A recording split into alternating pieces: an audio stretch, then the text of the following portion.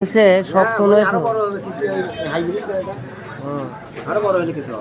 তাহলে কলা হালি নিলে কয় টাকা কেজি নিলে 20 টাকা হালি এটে দুটাও আর কেজি নিলে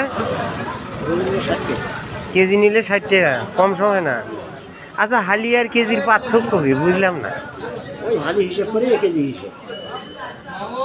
ধরেন যে এটে থেকে 4 হালি নিলাম তাহলে কত হলো 4 দুগুণ 60 80 টাকা 3 হালি 60 টাকা তাতে কি কেজি মিল হয়? তাই নাকি? আমার কাছে পরীক্ষা করে দেখান তো দেখান আমি কলা কিনবো না ছিড়বো না এনা আইডিয়া করে তোলেন দেখি তাহলে তো আইডিয়া পাবো। এটি কয়টা আছে দেখে 4টে মানে 2 হালির কাছে যায় নাকি? আরেকটা দিলে হবে তাহলে পাকা তো ইফতার করা যাবে তো না? ইফতার করা যাবে দেওয়া দেখি এটা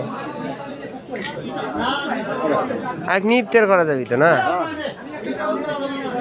তাহলে 1 কেজি কয়টা উঠলো গো? 9টা। থামেন 9টা উঠলো। 9টা উঠলে কয় হালি হলো?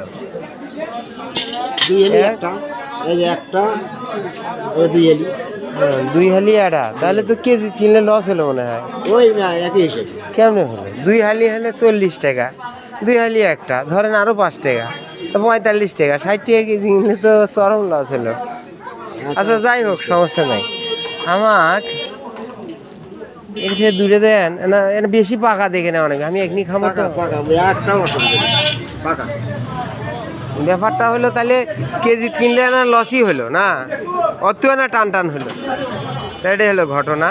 এমনি 20 টাকা হালি তো কেজি কিনলে হলে 60 টাকা কেজি তো পরীক্ষা করার জন্য হলেও আমি 9টা কলা তুলে দিয়ে 1 কেজি পানু তা না বেশি হয়েছে মনে হয় ওজন না?